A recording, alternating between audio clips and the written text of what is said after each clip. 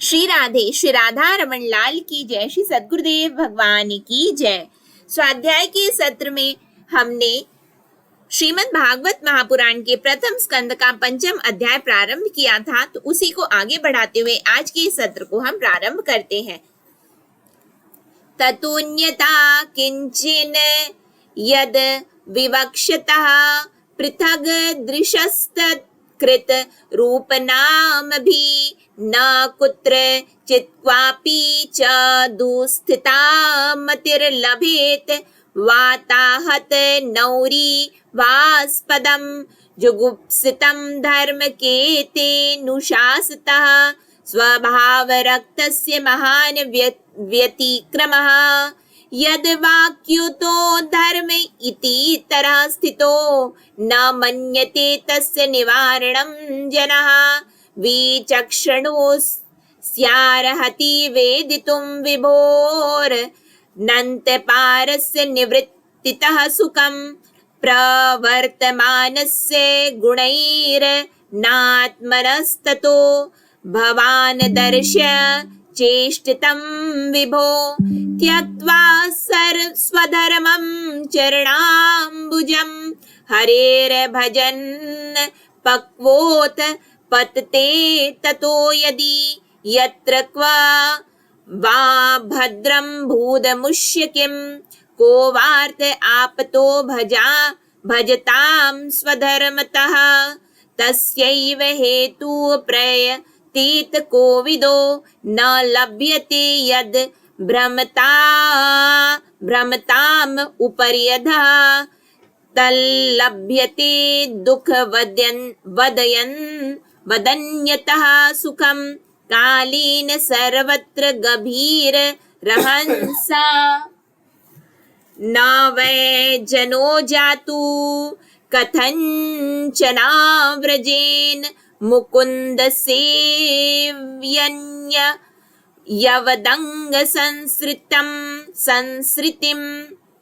स्मरन् मुकुंदाग्र युपगुहनं पुनर्विहातु मिच्छेन रसग्रहो यतः इदं हि विश्वं भगवानिवेतरो यतो जगत्स्थान निरोध संभवाः तद्धि स्वयं वेद भवांस्त तथापि वै प्रादिश्यमात्रं भवता प्रदर्शितं त्वमात्मनात्मानं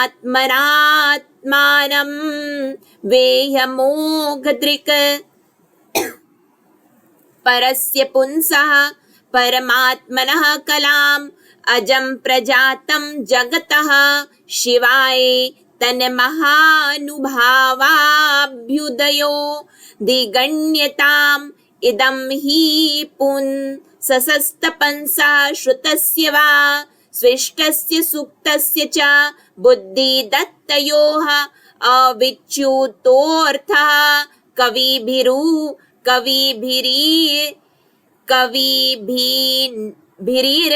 कविभिर्निरूपितो यदुत्तम श्लोक गुणानुवर्णनम् अहं पुरातीत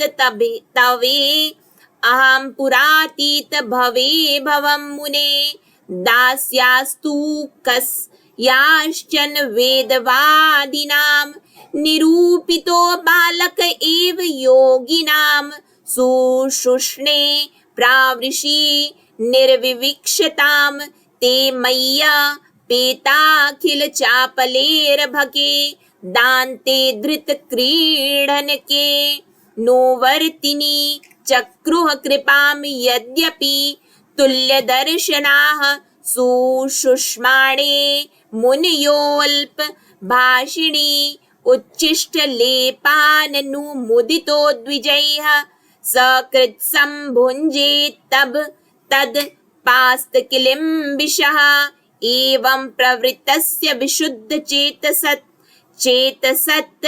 तद्धर्म एवात्मरुचि प्रजायते तत्रानवहं कृष्णकथाः प्रगायता मनुग्रहे ग्रहेणा शृण्वं मनोहरा ता श्रद्धयामेनु पदम विशृण्वतः प्रिय शवस्यंगा ममा भव द्रुचिः। मुने, पिछले कल्प में अपने पूर्व जीवन में मैं वेदवादी ब्राह्मणों की एक दासी का लड़का था। वे योगी वर्षा ऋतु में एक स्थान पर चातुर्मास कर रहे थे। बचपन में ही मैं उनकी सेवा में नियुक्त कर दिया गया था। मैं यद्यपि बालक था, फिर भी किसी प्रकार की चंचलता नहीं करता था, जितेंद्रिय था, खेल कूद से दूर रहता था और आज्ञा अनुसार उनकी सेवा करता था।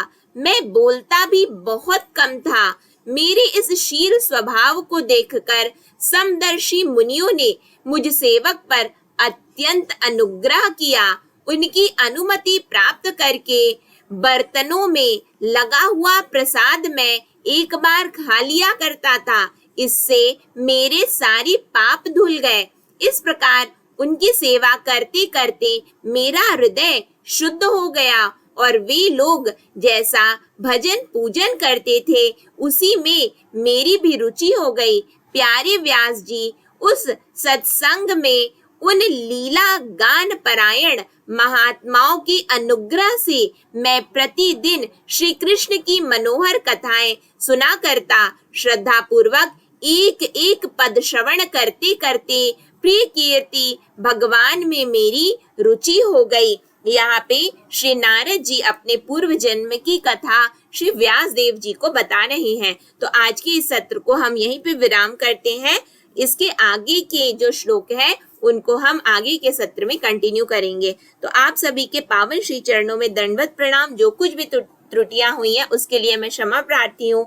श्री राधा रमन लाल की जय। श्री सद्गुरुदेव भगवान की जय।